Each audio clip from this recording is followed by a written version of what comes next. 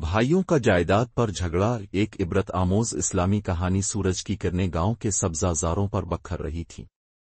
پرندے چہچہاتے، کھیتوں میں ہل چل رہا تھا، اور گاؤں کے مرکز میں واقع پرانی حویلی میں زندگی اپنی مخصوص ترتیب میں رواں دواں تھی۔ یہ حویلی حاجی یعقوب کی تھی، جو نہایت دیندار، نیک اور بااخلاق بزرگ تھے۔ ان کے دو بیٹے تھے، اکبر اور بابر۔ دونوں ہی بچپن سے والدین کی تربیت میں پلے بڑے، دین کی تعلیمات سنیں، نماز روزے کے پابند رہے۔ مگر وقت کے ساتھ ساتھ دنیا کی چمک دمک اور جائیداد کی ہوس نے ان کے دلوں کو آلودہ کر دیا۔ حاجی یعقوب نے وفات سے قبل اپنی ساری جائیداد دونوں بیٹوں کے درمیان مساوی تقسیم کرنے کی وصیت کی تھی۔ انہوں نے ایک بڑی زمینی جاگیر، حویلی اور کچھ کاروباری اثاثے چھوڑے۔ مگر جب بات عمل کی آئی تو اکبر نے بڑے بھائی ہونے کے ناطے زیادہ حصہ لینے کی ضد کی۔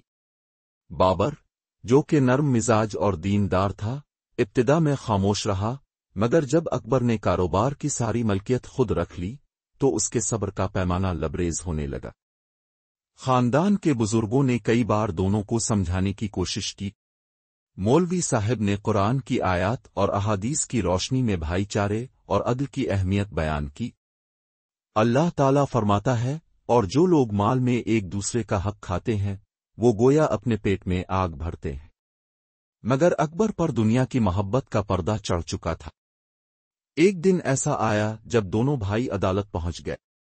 وکیلوں، تاریخوں اور مقدمات کا سلسلہ سالوں تک چلتا رہا۔ خاندان بکھر گیا۔ والدہ کی آنکھیں دونوں بیٹوں کی دشمنی دیکھ کر ہمیشہ نم رہتی تھیں۔ ان کی دعائیں اب بھی تھیں، مگر بیٹوں کے دلوں میں سختی آ چکی تھی۔ اکبر نے نئے مکان بنا لیے، کاروبار بڑھا لیا، مگر دل کا سکون کھو بیٹھا۔ اس کی اولاد بھی جائیداد کی حرص میں آ گئی۔ ہر کوئی اپنے حق کی بات کرتا، مگر کوئی فرائض کا ذکر نہ کرتا۔ دوسری طرف بابر نے کم میں گزر بسر کرنا سیکھا۔ وہ دینی حلقوں میں بیٹھنے لگا، مسجد میں بچوں کو قرآن پڑھاتا اور اپنی محنت سے تھوڑا بہت کما کر زندگی بسر کرتا۔ وقت گزرتا گیا۔ اکبر بیمار ہو گیا۔ اس کا کاروبار زوال کا شکار ہو گیا۔ دوست احباب کنارہ کش ہو گئے۔ ایک دن وہ مسجد میں آیا اور مولوی صاحب سے اپنے حالات بیان کیے۔ مولوی صاحب نے فرمایا، جس شخص نے اپنے بھائی سے ظلم کیا ہو، اسے سب سے پہلے توبہ کرنی چاہیے۔ اللہ تو معاف کرنے والا ہے، مگر بندے کا حق معاف کرانا ضروری ہے۔ اکبر کی آنکھوں سے آنسو جاری ہو گئے۔ وہ فوراً اپنے بھائی کے گھر گیا۔ بابر نے دروازہ کھولا اور بڑے بھائی کو دیکھتے ہی گلے لگا لیا۔ بھائی جان، اگر آپ کو مجھ سے معافی مانگنے کی ضرورت ہے تو جان لے کہ میں نے آپ کو کبھی معاف کیا ہی نہیں تھا، بلکہ ہمیشہ دعائیں کیں۔ اس منظر کو دیکھ کر ان کی والدہ کی روح کو سکون ملا ہوگا۔ گاؤں کے لوگوں نے اس دن سے عبرت حاصل کی۔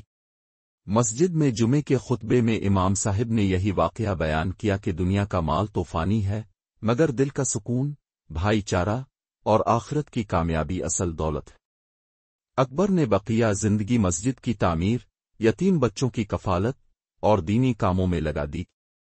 اس کی اولاد بھی واپس دین کی طرف راغب ہوئی، جبکہ بابر نے ہمیشہ عاجزی سے زندگی گزاری، اور آخرکار وہی بھائی اپنے والد کے نیک کاموں کا وارث ثابت ہوا۔